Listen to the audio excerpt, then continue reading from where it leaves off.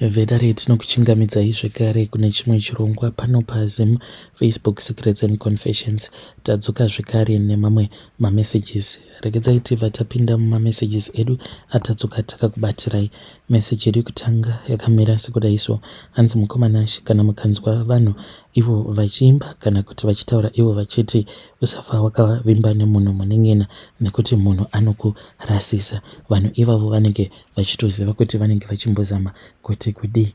In this world inini hangu ndakaona kuti trust no one uye trust no one, and ini zvangu I learned it the hard way kuti kana ukagara wavimba munhu, if you trust a person with your life, munhu iyeye uyo waunenge wavimba maari, he will take your life. So zvakaitika kwandiri mukoma ndezvekuti I never imagined kuti murume wangu angazondiita iyo yaakandiita. Uyo ainge ari murume uyo wandainge ndichida nemwoyo wangu wose. I loved him with everything, and murume uyo I had given him all of me. I never thought kuti murume iyeye he was going to end up betraying me in such a way. Mukomanashi, murume uyu zvaakandiita nanhasi uno ndinogara ndichingonzwa pain, uye zvekare ndinotongozviudza kuti kunyange zvikanzi najaji vanoda kuti ange achibuda, but kana vachiti vanenge vachida kuti ange achibuda, then inini ndinofanira kuti ndinge ndichivapa mvumiro. Aiwa, ndinobva ndatora makey ndobva ndaita sekunge I want him to be released from the prison. Ndobva ndaenda ndobva ndanoflasha makeys iwayo.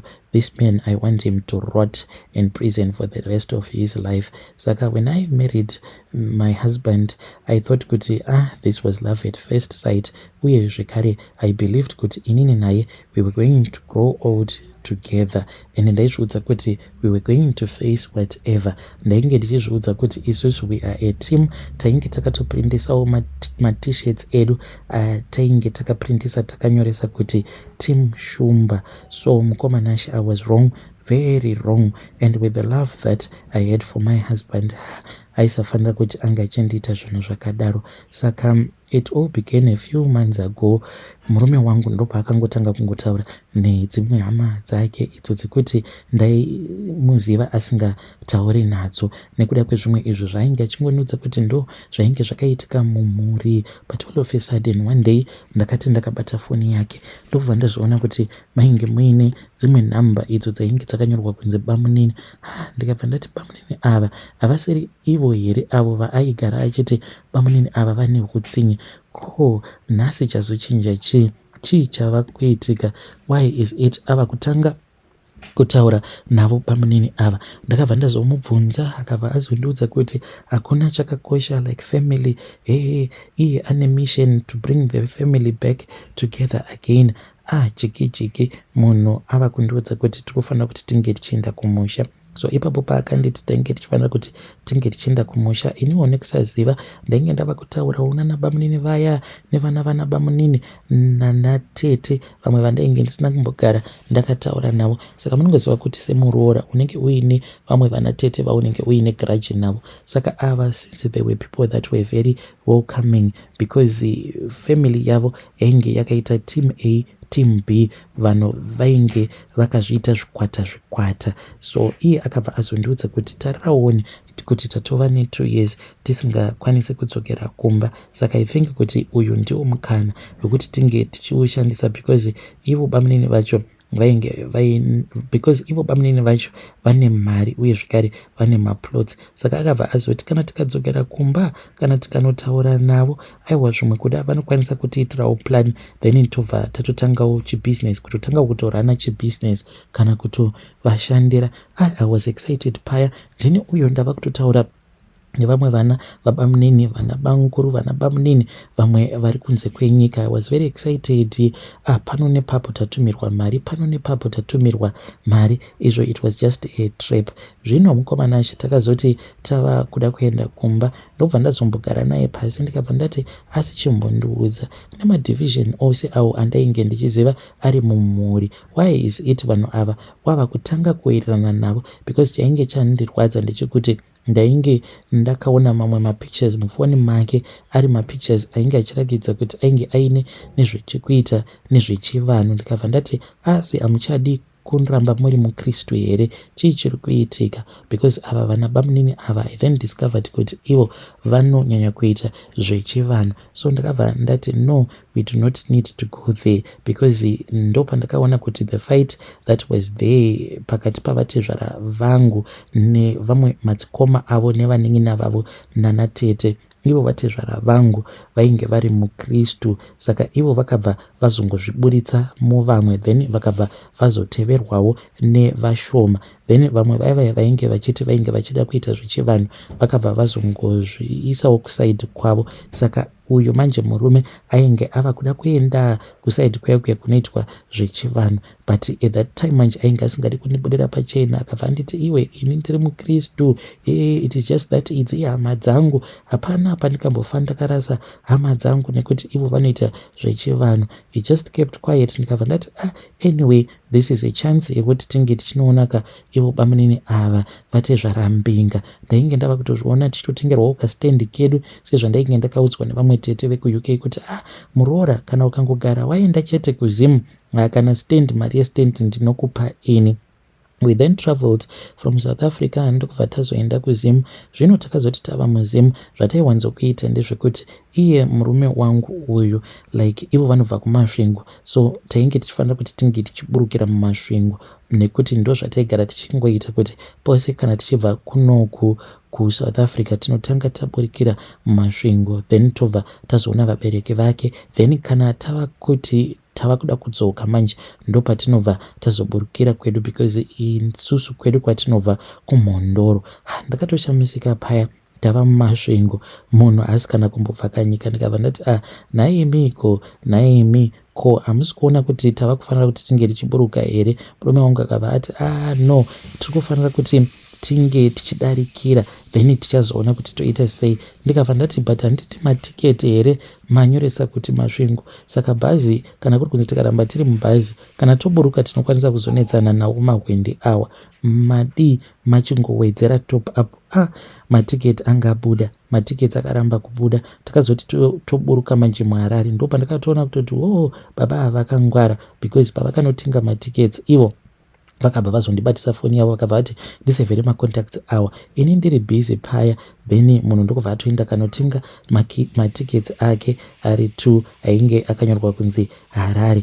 Zvino takazoti tava muHarare paya, ndo pandakabva ndazoona kuti ivo bamunini vaya neumwe mwana wavo mukomana vakabva vazouya kweiro zimotikari racho ravainge vachidhiraivha ipapo. Zimotikari rainge rakanaka, ndobva tapinda mumotikari memuya, motikari ikarohwa.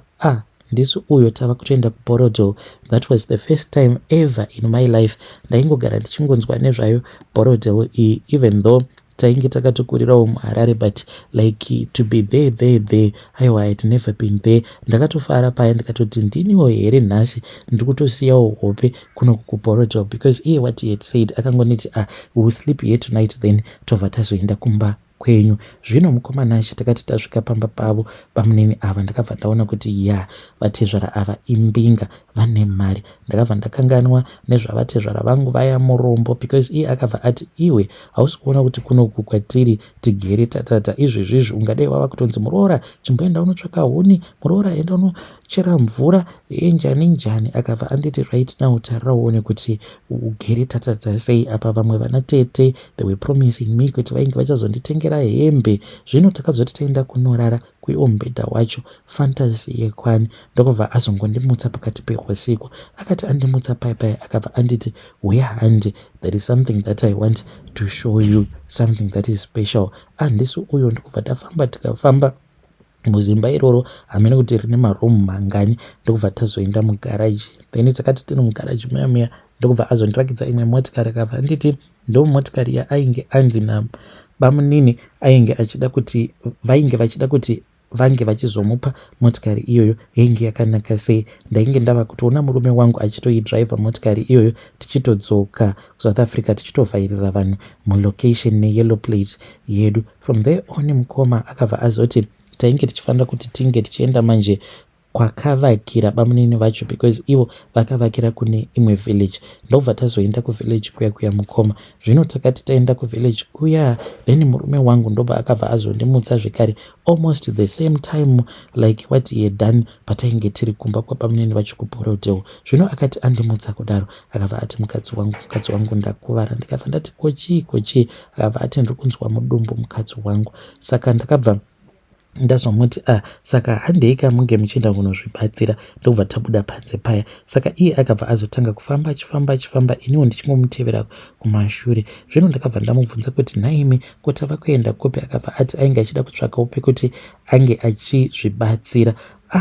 Takaramba tichingofamba mukoma until tazonopinda pane pamwe pamba. Akabva ati sezvo ainge achitya kuzvibatsira musango, because ainge achiti iwe ndinoti ndichinotonona, then ndobva ndarumwa magadziko angu nenyoka, motikari yangu inozosara ichidhiraivhwa nani. Saka handei apo, because pamba pabamunini vacho painge pasina toilet. Strange enough mukoma munhu ane mari yakawanda kudaro. Ndobva tazoenda pamba paya. Zvino takati tingosvika pamba paya, kwaidzo imbwa dzainge dziripo dzainge dzichiita kupenga dzichida kuti ruma. I felt so glad.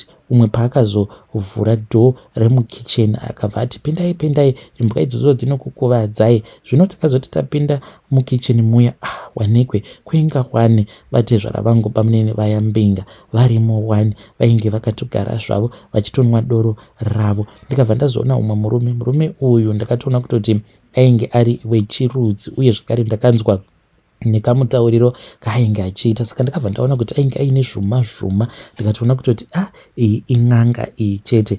Ipapo ndobva ndakabva ndatanga kunzwa kuti hana yangu zvino yainge yoita kubika manhanga ichiita kurova. Ndikabva ndati kuchiri kuda kumbonyatsokuitika right now. Then ndobva ndagara pasi paya. Ndakati ndichingonogara pasi, then umwe murume akabva angopinda muya ndokubva anditi dzvi, akabva andibata. Murume uyu akati andibata akabva azoya ndokubva azoita zvekundigarira achiita sekunge munhu arikuda kundibata chibharo. Saka umwe wacho ainge ari busy zvino achida kundisunga maoko nemakumbo, but ainge asati anyatsokukwanisa kundisunga maoko nemakumbo. It was still very loose. Then pakabva pazongoita rimwe zisound mukoma panze. Handizivi kuti zisound iri rakaitika, like how can I describe that sound, but sound yacho yakaitika, it was like pane chinhu chakangokaruka chaputika panze. Saka varume ava including my husband navatezvara vose vakabva vabuda panze vachiita sekunge vari kuda kutiza, sekunge vari kuda kuona kuti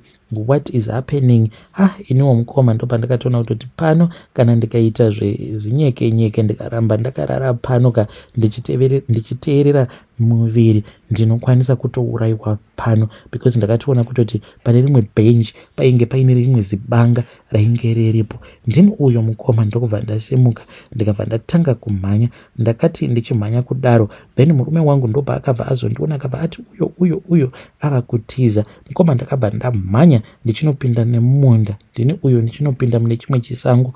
Varume ava ndainge ndichivanzwa kuti vainge vachinditevera, but ndakangoramba ndichingomhanya mukoma nashi.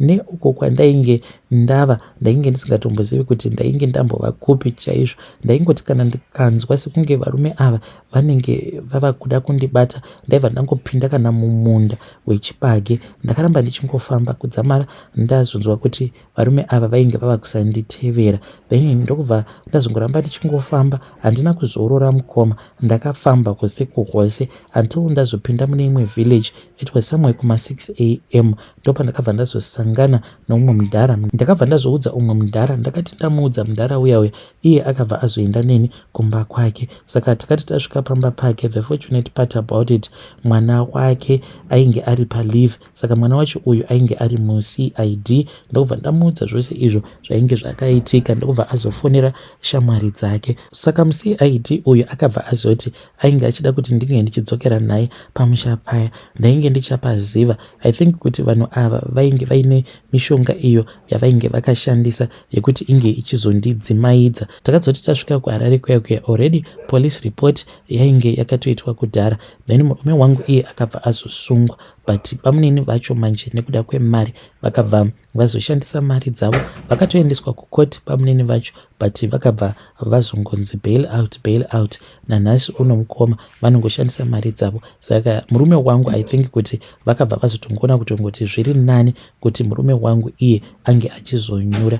But chakandirwadza ndechekuti mukoma takati date recourt, like the last court date, murume wangu ndaifungidzira kuti zvimwe kuda achangondikumbira ruregerero, because even judge vakati hauna here anything that you want to tell your wife, but murume wangu akabva angoramba arizi. Saka at least dai akangondiudzawo something, it was going to give me closure, because chandainge ndichida kungoziva ndechekuti why is it akasarudza kuita zvinhu zvakadaro. Chandainge ndakambonyatsokumutadzira chainge chimbori chii chakazokonzeresa kuti ange achizosvika pakuda kundichekeresa in such a way.